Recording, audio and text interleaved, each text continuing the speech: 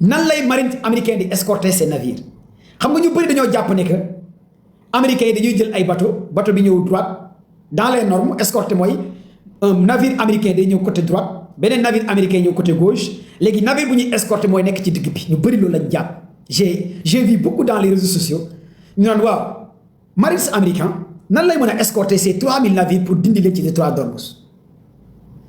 escorte bi duñ demee noonu pour ma expliquer leen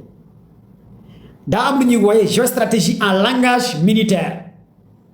escorte bi du ay bateau lay Trump di utiliser est-ce que vous m'entendez d'abord ci live balaa ma ñëw ci guerre bi am tey laalante bi ak lépp parce que je vois rien dama leen di jox tey pourquoi ma ne moytu leen ci pooru Iran yi parce que bientôt Israël États-Unis dina attaquer Iran Israël États-Unis dina attaquer Iran selon CNews Washington Post Axios mooy les médias américains bientôt moins de 24 heures voire 48 heures Israël ak États-Unis pare nañ pour bombarder Iran loolu moom dama la koy wax fii ak ce mardi probablement demain mardi wala balaa mercredi d'après 2 sites internet 2 médias américains Israël États-Unis pare na pour attaquer Iran d'ici mercredi wala suba sax gars yi pare nañ pour bombarder Iran bombardement yu métti tout est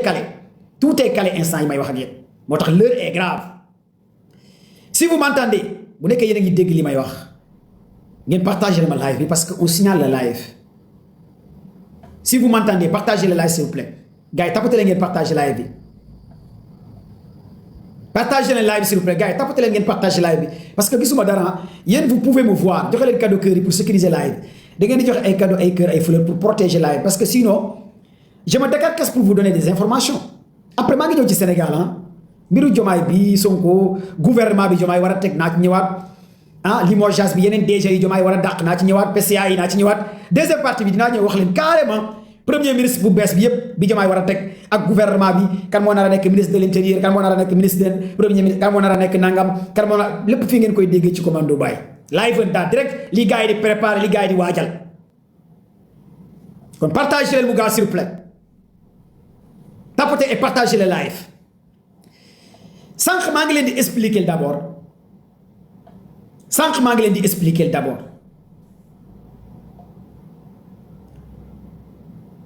escorte bi marines américain bëgg a escorter ces navires du ay navires lay utiliser la marine américaine a déployé plus de 6000 tonnes d'armement Israël bu ñu defee cessez-le-feu 6000 tonnes ci wàllu arme yi États-Unis yóbbu ci Israël ay missiles ay drones QM et des missiles Tomahawk et des amphis de guerre et des avions de chasse et des avions F-35 F-18 B2 B Spirit li ñu xayma ci tonne d'après Gandhi professeur Gandhi d'après Mahamandi d'après Jalactros d'après Scotrater d'après Nandi tous ces éléments ak Axios médias américain bi États-Unis 6000 tonnes armement yóbbu na ko ca Israël pour attaquer waat Iran kon ngeen xam ne américains yi bàyyiwuñ 6000 tonnes armement 6000 tonnes ci wàllu arme américains yi bu ñu arrêté guerre bi fan yii yëpp américains yóbbu nañ ko ca Israël ci wàllu avion ci wàllu drone ci wàllu ay missile ci wàllu élément de surveillance ci wàllu radar bu ñu koy xayma Israël kese laa leen wax Israël kese ci wàllu système de défense anti-aérienne américain le dôme de fer Israël a été renforcé le Patriot américain a été renforcé le système de défense anti-aérienne THAAD a été renforcé Arrow 1 Arrow 2 Arrow 3 plus de 5 types système de défense anti-aérienne États-Unis yóbbu na ko ca Israël jamono jii may wax ak yéen ça tourne autour de 6000 tonnes d'après la presse américaine CNews Axios ak yeneen professeurs yi géré wàllu science politique géostratégie d'après même médias CNews ak Axios moins de 24 heures ou 48 heures Israël ak États-Unis dinañ attaquer Iran dinaa leen wax cible yi fan la gars yi bëgg a attaquer ak lan la gars yi bëgg a def au-delà de ça États-Unis déployé na une centaine de navires dans le golfe d'Oman États-Unis déployé na une dizaine d'amphis de guerre dans le golfe Persique États-Unis déployé na plus de 2 à 3 porte-avions à une distance de 1000 miles fi nga xamante ne dans le golfe d'Oman dans les eaux internationales 1000 miles les Américains kon loolu yëpp États-Unis indiwu ko pour bañ a guerre ak Iran dernier tweet bi Trump wax démb lan la wax dem leen ngeen xool tweet Trump lan la mujjee wax président États-Unis d'Amérique mu ne bientôt 45 ans Iran jàngul dara ci lu xaw benn mu ne ñaareel bi correction bu ñu war a corriger Iran corriger buñ Iran mu ne ñetteel bi Iran jàngul dara ci américains yi mu ne ñeenteel bi ba léegi Iran mu ngi continuer di dëgër bopp mais nag on va les corriger lii la Trump mujjee wax ci tweetam bi barke démb kon États-Unis pare na pour corriger Iran gars yi tapoter et partage live les Américains ils ont décidé à la fin de corriger Iran lii nag moo waral tey Trump ne waa Corée du Sud fexe leen ngeen dugg ci guerre bi parce que les Européens ñoom nee nañ opération bi Trump bugg a def parce que defoon na fi benn coalition Epic Ferry il n'a pas réussi l'alliance européenne Allemagne Espagne Italie nee nañ bokkuñ ci cette fois-ci aussi beaucoup de pays européens nee nañ bokkuñ ci opération bi mu bugg a def xam ngeen tey dafa am ñetti bateau yu gars yi taal Iran tey Iran dafa reprendre directement guerre bi Iran bombardé encore ay missiles et des drones fi nga xamante ne dans les Émirats arabes mais waxaguñ carrément cible d'après les informations nous viennent ci télévision Al Jazeera le ministre de la défense des Émirats arabes moo génnee xibaar yi nee na Iran tey bombardé na les Émirats arabes kon ngeen xam ne que jàmm jeex na comme ni koy soldats yi di waxee à l'armée jàmm jeex na bu ñu nekkee armée di dégager sax des fois da ngay dégg gars yi ne non fàtte naa wuy bi nu ñu koy tuddee jàmm jeex na non gars yi soldats yi gars yi bindal ma wuy boobu boobu dañ doon nekk 3 heures du matin ci digg àll bi war a dégager dugg bàngu gars yi di woy jàmm jeex na wala des fois ñu kite guddi camp bi war a génn gars yi di wax jàmm jeex na moom jàppale caporal bi mu ñuy toroxal caporal bi dalay toroxal ba nga métti jàmm jeex na gars yi bindal leen ma comment woy bi nu mu tudd ana soldats yi ci laay bi fii ay civils kese ñoo fi nekk et des civils aviés y a pas de soldats ici jàmm jeex na oh j'ai oublié waaye man benn woy bi laa fàttewul ne boobu woyu joolaa la jinjili saafuule si njaaya jinjili janjala wonjala ban bu leen ma jooyloo ndeysaan xale bi laa yaakaar xale bi moom laa waxoon moom laa bëgg ma di ko bëgg yow ma di ko toppatoo mel ni sama yaay moom laa bëgg soldat yi dégagé boobu dama ko mënoon waaye dégagé jinjili saafuule si njaaya jinjili janjala wonjala ban bu leen ma jooy ndeysaan boobu Ibrahima Diédhiou moom ma ko jàngaloon sama benn classe de guerre joolaa yi xam ngeen lan lay tekk jinjili saafuule si njaaya jinjili janjala wonjala ba bu leen ma jooyloo ndeysaan xale bi laa yaakaar xale bi moom laa waxoon moom laa bëgg ay nga di ko bëgg nga di ko toppatoo mel ni sama yaay soldats yi one love à tous les militaires non jaar armée dafa neex barke rasulillahi nekk soldat dafa neex góor yàlla yi dégg ñu ngi ci armée moo tax dëkk bi bëri ay góor jigéen dëkk bi moo tax mu bëri ay góor jigéen parce que góor jigéen yëpp la majeure partie sont des civils mais góor yàlla yëpp ay soldats lañ wallahi lazim kon donc lii entre parenthèses la woon gars yi partagé leen live bi pour ngeen mën a comprendre un peu mais États-Unis tey dañoo reprendre dem fi nga xamante ne mooy détroit d'Ormuz jiital benn navire Corée du Sud mu war a jàll waa Iran taal ko y a plus de 25 personnes yoo xamante ne jot nañu information dee nañ 25 personnes Iran confirmé na taal na ñetti navire américain benn bi moo nekk en feu beneen bi laaluñ ko États-Unis nee na benn navire américain laaluñ ko te Iran a confirmé que attaqué na ñetti navire li nga xamante ne américains yi tey fi nga xamante ne mooy détroit d'Ormuz kon ngeen xam ne l'heure est grave l'heure est grave et c'est hyper important pour ngeen xam loolu les américains ñoom nee nañ seen benn navire de guerre taaluñ ko américains yi loolu la ñuy wax ñu ne bombardé wuñ benn navire de guerre attaqué wuñ seen benn navire de guerre mais les gardiens de la révolution ñoom confirmé nañ que ci navire yi ak États-Unis naroon indi ci détroit d'Ormuz taal nañ ci ñett mais benn bi la ñu gën a endommagé lii les gardiens de la révolution aussi xamal nañu américains yi bu ñu approché détroit d'Ormuz Iran nag tëj na définitivement détroit d'Ormuz léegi détroit d'Ormuz bi américains yi war a dem Iran tëj na ko tey da koo tëj carrément xam nga bu njëkk Iran da ko doon tëj partiel gars yi tappate leen ngeen partager le live moo tax ma ne leen l'heure est grave entre les Américains et les Iraniens parce que guerre bi reprendre na tey 4 mai l'an 2026 on signale le live gars yi tappate leen ngeen partager le live s'il vous plaît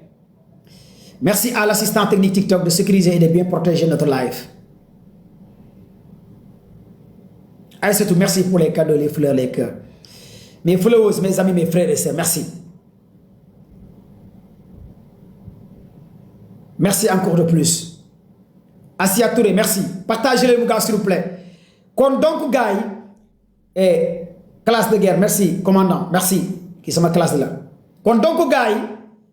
lu ñu leen di jox comme xibaar mooy Iran jot na bombardé les Émirats arabes tey. waa Émirats arabes Iran bombardé na leen tey Émirats arabes nee nañ jot nañ intercepté 4 missiles iraniens ak ay drone waa Iran mais Iran nag wax confirmé wul bombardement yi Émirats arabes wax mais les Émirats arabes par le biais du ministre de la défense ñoom ils ont confirmé que day Iran jot na leen attaqué nee naa leen États-Unis mu ngi waajal moom ak Israël pour attaquer li nga xamante ne mooy Iran moyen de 24 heures voire 48 heures. Iran nag tëj nag totalement détroit d'Ormuz Iran espace aérien bi 2/3 à part des vols commerciaux dafa activer lépp luy système de défense anti-aérienne am tey Israël activé na lépp luy système de défense anti-aérienne tey Israël dafa activer lépp luy système de défense anti-aérienne parce que Israël xam na ne bu bombardé moom ak États-Unis Iran tey ci guddi wala suba Iran day riposter envers Israël kon l'heure est vraiment grave ci waxtu yu ñu jëm ci temps bu ñu jëm parce que gars yi pare nañ pour laale waat lii mooy li nga xamante ne am na jamono ci may artu di wax ak yéen et c'est hyper important ngeen am ko comme xibaar comme information y a des combats nag des combats très farouches yi am entre Hezbollah ak li nga xamante ne bu Israël mooy combat de sol mooy bataille guérilla bu métti moo am entre li nga xamante ne armée Hezbollah ak li nga xamante ne mooy armée Sha'al mais cette fois-ci nag sont des combats rapprochés yu am yoo xamante ne gars yi ñu ngi laale yu métti jamono ji may wax ak yéen entre Sha'al Israël ak li nga xamante ne mooy Hezbollah et c'est hyper important pour ngeen am loolu comme xibaar comme information live da direct. Honorable député Cheikh Bara Ndiaye maa ngi lay ziare bu baax moom du tardé sama live ak soxnam seeg waa këram yépp su koy 35 yi wax nga dëgg de su koy 35 yi dina ñëw non su koy 35 yi 2028 lay ñëw incha allahu rabbi su koy 35 yi du gaaw a génn yooyu dañ instant yi nii du gaaw a génn instant dañ jël drone yi rek bu ñu bàyyi ba 2028 war a dugg 2029 voilà foofu su koy 35 yi dina génn ak B-52 yi ak missile hypersonique missile balistique yi foofu lay génn moo loo gis rek étape par étape. Honorable député Cheikh Bara Ndiaye mention spéciale à toi merci Cheikh Bara Ndiaye et sa famille du tarde live commando Baye jaajëf ñàkk a déglu commando Baye wóorul ah kon gars yi li ngeen war a comprendre fii mooy États-Unis ak Iran jamono jii may artu di wax ak yéen lu ne mën naa xew même il y aura une éventuelle attaque mën nañ sax jàll ci guerre nucléaire cette fois-ci parce que cette fois-ci les Américains dañoo ne ñoom Iran du enrichir uranium bi États-Unis dafa waat ne Iran du enrichir uranium bi muy benn Iran nee na dina enrichir uranium bi les Américains nee nañ seen base militaire yi du quitter région bi Iran nee na base militaire américain yi dañuy quitter les Américains nee nañ Iran du gérer détroit d'Ormuz Iran nee na détroit d'Ormuz da koo gérer totalement ci loxoom lay nekk les Américains nee nañ Iran day wàññi missile balistique yi muy pour fournir di ko créer Iran nee na missile balistique yi du ci éliminer dara kon donc gars yi la confrontation est inévitable parce que sax si c'est dafa amatul kon képp kuy jullit na nga ñaanal Iran man nag lu may joxe xibaar information des fois même bu Iran sonnee dama koy joxe bu ñu attaqué Iran dama koy joxe mais teewul Iran lay ñaanal yéen ñëpp wax leen Iran ne tombera pas comme ni ma yàgg waxee Mali ne tombera pas Iran ne va jamais tomber ne ñaanal Iran parce que gëm naa ne cette fois-ci ragal naa li Israël ak États-Unis nar a def Iran loxo dina dara gémbe man gëm naa loolu dinaa leen wax ay cible cette fois-ci ragal naa États-Unis Israël lu ñu nar a def Iran loxo dina dara gémbe des bombes à plasma wala bombe à oxygène à CO2 mais bombe yoo xamante ne yu ñu nar a def Iran ragal naa cette fois-ci jullit yu bëri nañu am lu leen naqari képp kuy jullit di nga am lu leen naqari même ku dul jullit sax parce que lu ñuy waajal Iran non sionistes yi yaxut yi baaxuñ quoi yaxut yi baaxuñ su ma gisee ni kuy xaritoo yaxut yéeféer kon damay xam ne comprendre lu xew gars yi lu ñuy waajal Iran cette fois-ci yéen ñëpp da ngeen di ñëwaat ci live commando Baye ngeen ne commando Baye waxoon na ko nee naa leen cette fois-ci Israël États-Unis yóbbu nañ plus de 6000 tonnes armement d'après des renseignements ci Israël la ko gars yi yóbbu États-Unis 6000 tonnes ci wàllu arme yóbbu nañ ko Israël xam nga waxoon naa fi Israël bu naree daanu mën nañ utiliser sax recours nucléaire parce que Iran jotoon na laal Dimona 8 réacteurs nucléaires Israël mu ngi Dimona la ville de Dimona ma wax leen que ne te Iran pare na pour laalaat ville de Dimona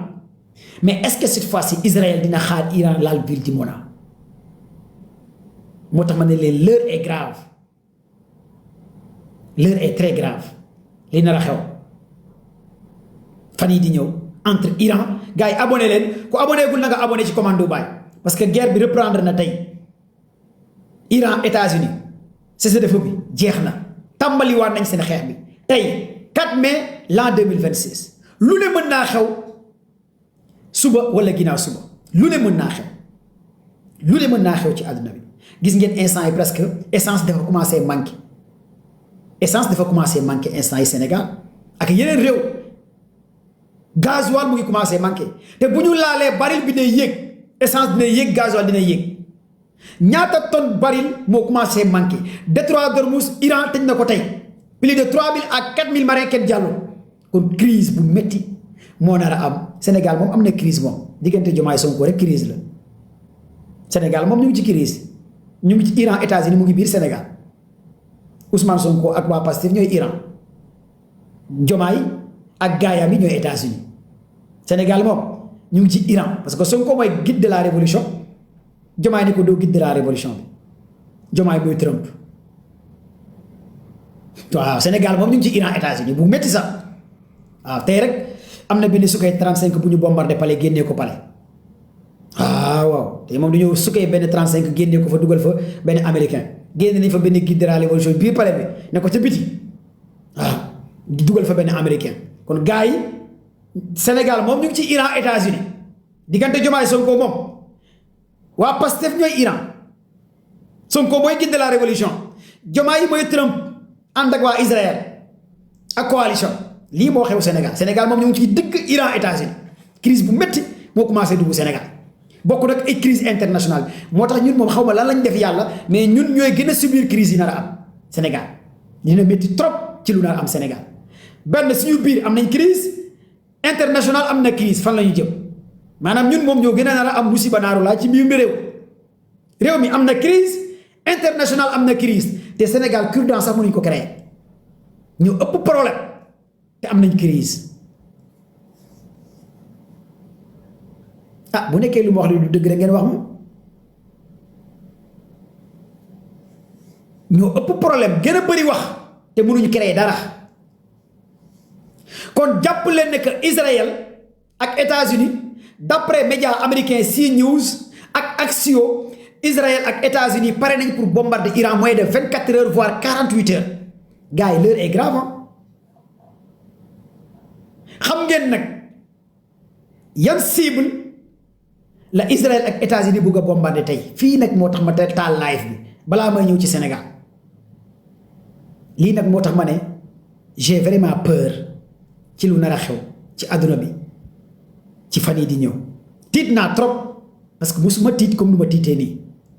parce que ñun comprendre nañ li xew quoi en fait xam nga ñun bu ñuy wax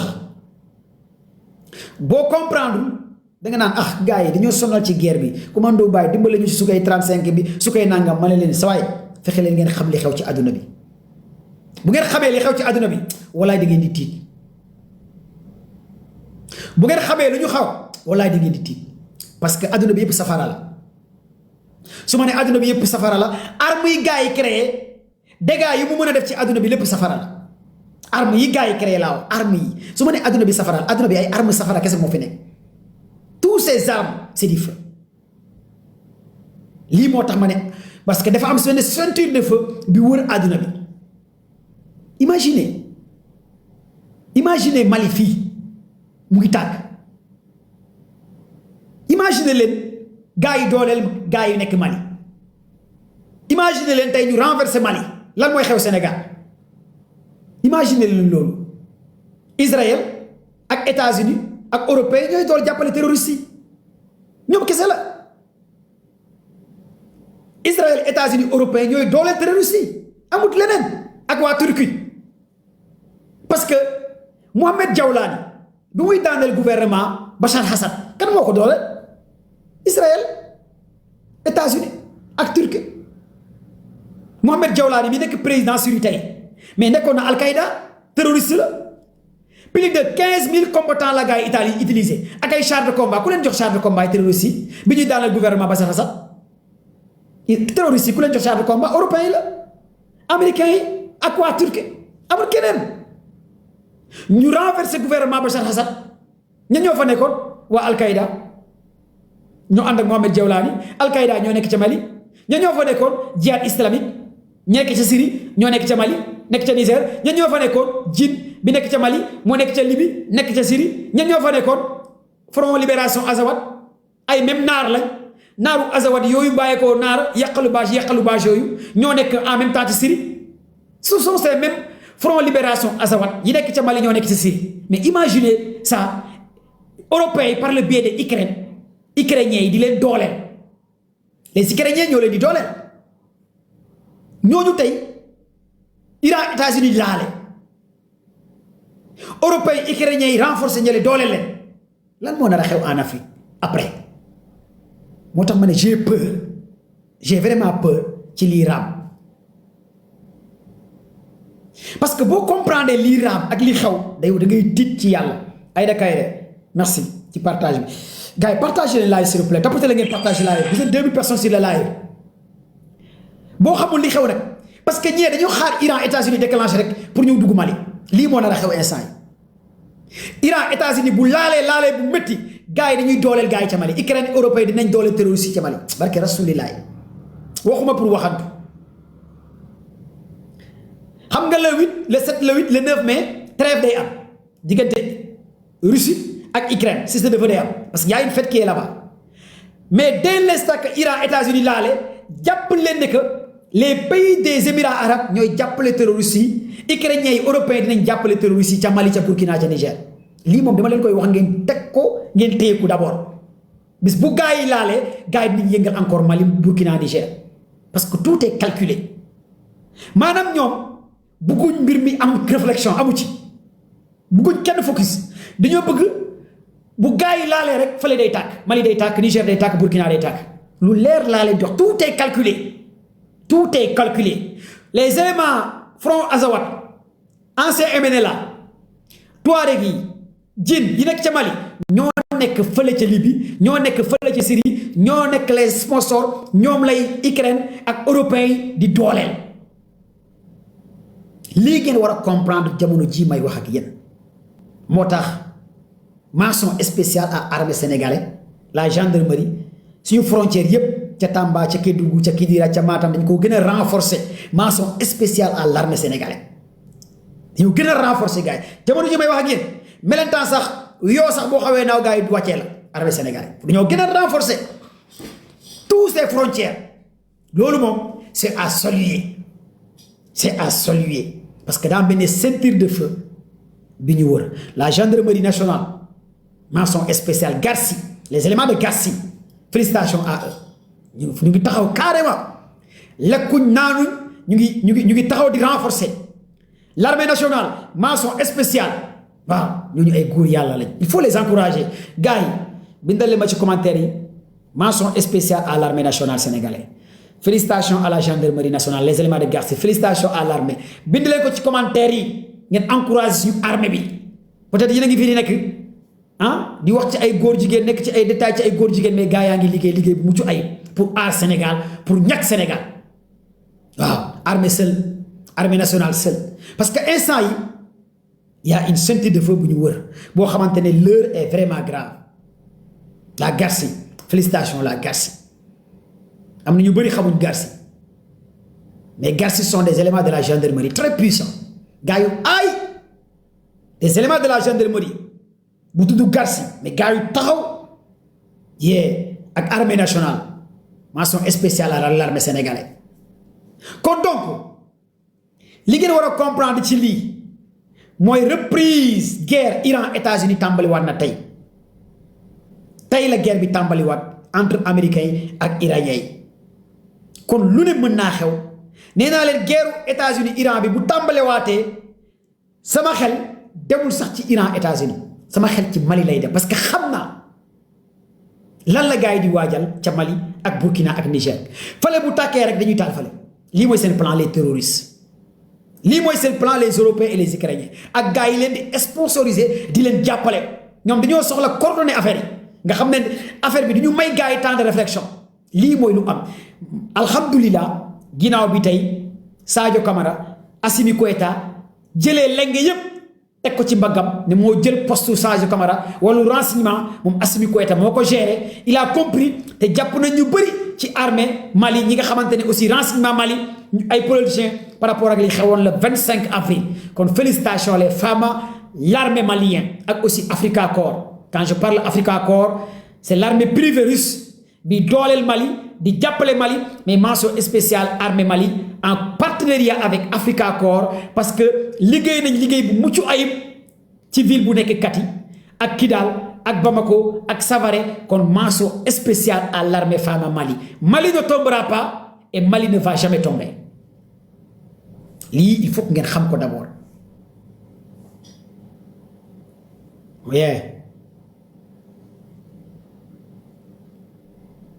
il faut que ngeen xam loolu d'abord en primo kon donc Iran li ma leen wax xam ngeen ko Iran commencé na bombarder les Émirats arabes nee nañ intercepté nañ ay drone ak ay missiles croisés Iran nag tëj na détroit d'Ormuz bi carrément États-Unis ñu ngi créer coalition pour dem Iran confirmé ne que am na beneen navire américain bu ñu wàccee ñaar États-Unis nee na du dëgg américains yi nee nañ dina ñëw ci détroit d'Ormuz ak île Khark île Kerch américains yi pare nañ pour jàll à la vitesse supérieure Iran pare na pour faire face bépp navire bu jaar détroit d'Ormuz Israël activé na lépp luy système de défense antiaérienne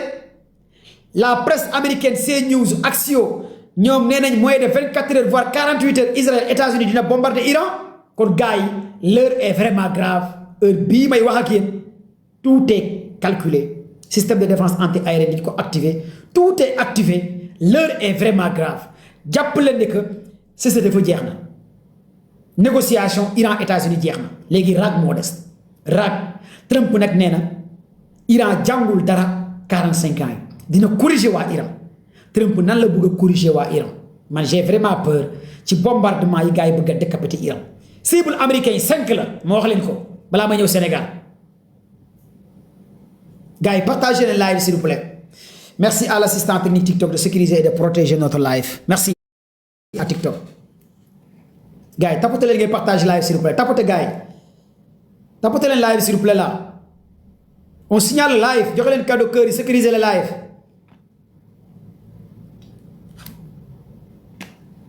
ana les amoureux de la géopolitique ana gars yi bëgg géopolitique xoolal kii moom di reetaan dama lay bloqué de où sont les amoureux de la géopolitique très bien Fall Yaram waaw très bien Fall Yaram merci pour avoir partagé la yow nit nga Mor Diaw merci yow nit nga képp ku partagé nit la très bien jaajëf honorable député Cheikh Bara Ndiaye sama xarit ziaré naa la baax Cheikh Bara de sama live moo ko dàq seetaan du tàdd samay live Cheikh Bara Ndiaye honorable député man rek lay topp bu ma live wul sax day woote mais commando doo live lu ngeen di toppee Cheikh Bara yéen ñëpp noonu la may Cheikh Bara di toppee honorable député Cheikh Bara Ndiaye ak jabaram ak waa këram soxnam taalibe bi honorable député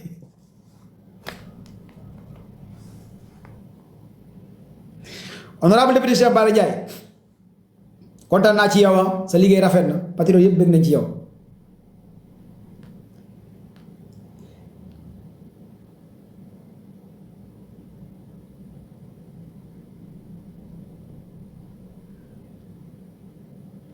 kon gars yi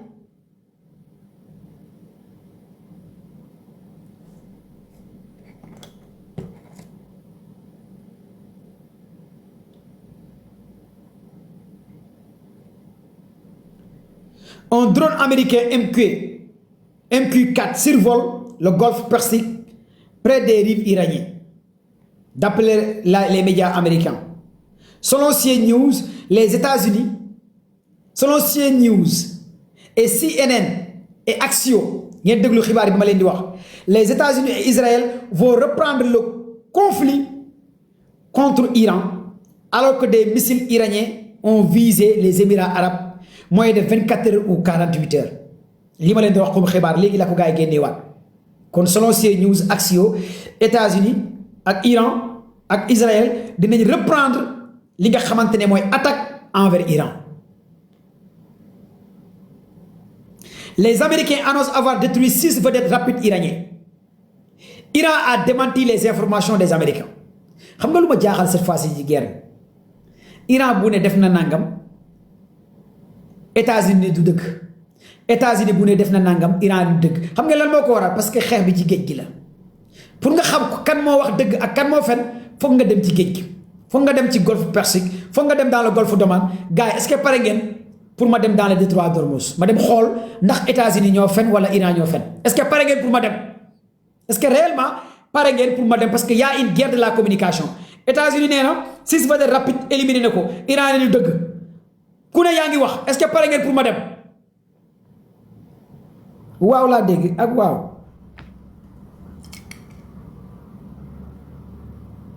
bu nekkee pare ngeen pour ma dem bind leen wii pare nañ pour nga dem ma xool est-ce que pare ngeen pour ma dem vérifier les informations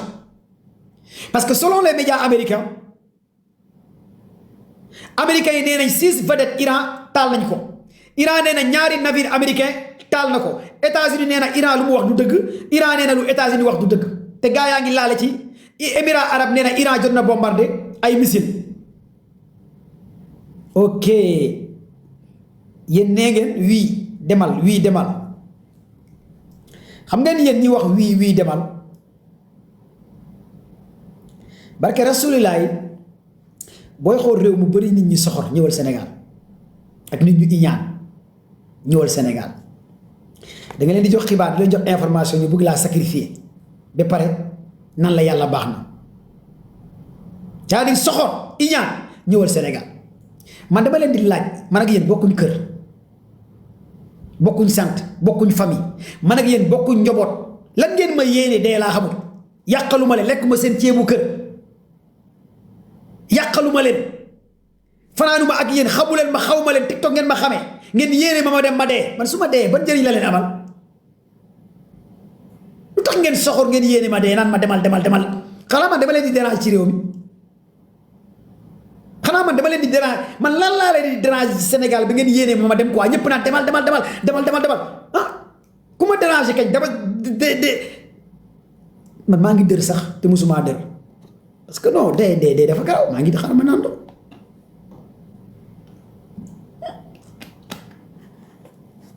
lu tax ngeen bëgg maa sacrifier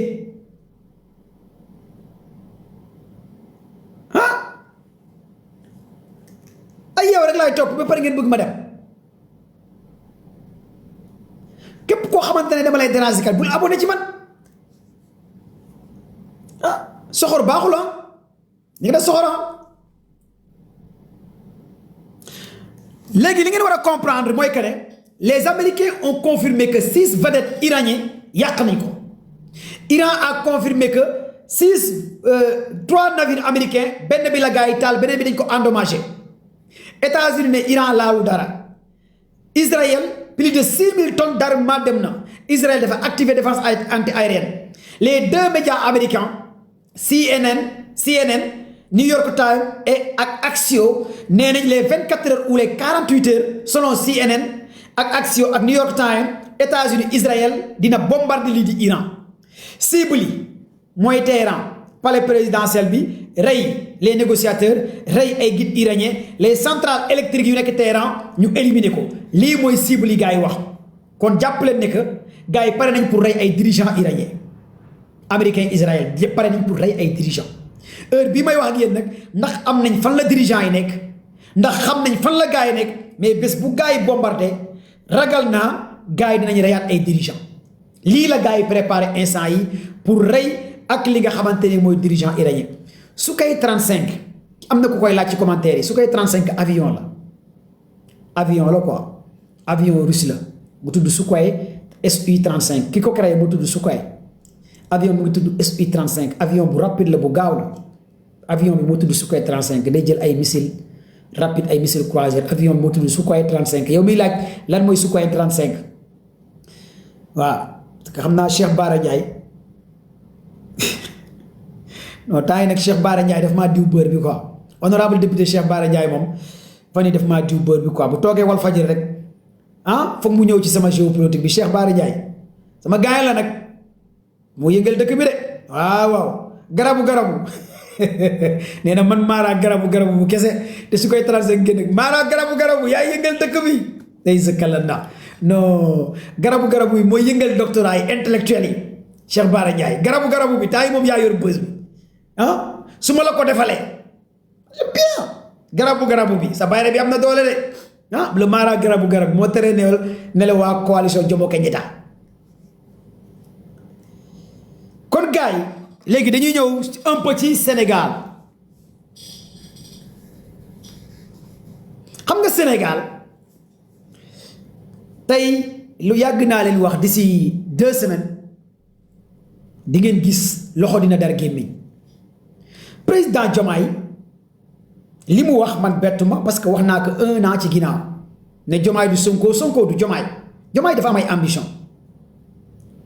bale bi mu yoroon war a bale kulunaay bale bi léegi waa Pastef lay bale ak képp ku ànd ak Sonko yéenay moom bale bi mu yoroon ñu joxal ko Bignona mu war a bale kulunaa bi léegi bale bi képp kuy ànd ak Sonko lay bale lii foog ngeen xam ko d'abord parce que il est dans le système Diomaye nekkatul ci ay projet mu ci système bi bu ñu fi recevoir doomu Georges Soros bi Alexandre Soros ma taxaw fii di ko wax yéen patriotes yi ngeen taxaw ne non nga parce que xamu leen kan mooy Alexandre Soros fii lañ ko recevoir au Sénégal ci palais présidentiel ñooñu ce sont des éléments du système ki doon réduire population mondiale nan la tudd le gars dit comment il s'appelle Bill Gates le projet de Bill Gates au Sénégal boobu laa xam ne ñii Diomaye pare na ci système bi ñaareel bi